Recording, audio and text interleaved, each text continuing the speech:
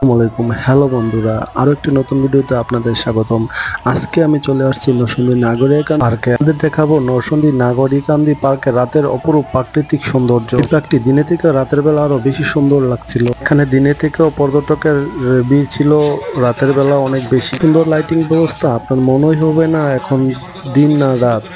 এই পার্কগুলোতে ঢুকতে কিন্তু আপনার কোনো টাকা লাগবে না, টিকিট ফ্রি লাগবে না, একদম ফ্রি। আপনি যতক্ষণ ইচ্ছে এখানে ঘুরতে পারবেন, কিন্তু রাইডসে উঠতে গেলে টাকা লাগবে।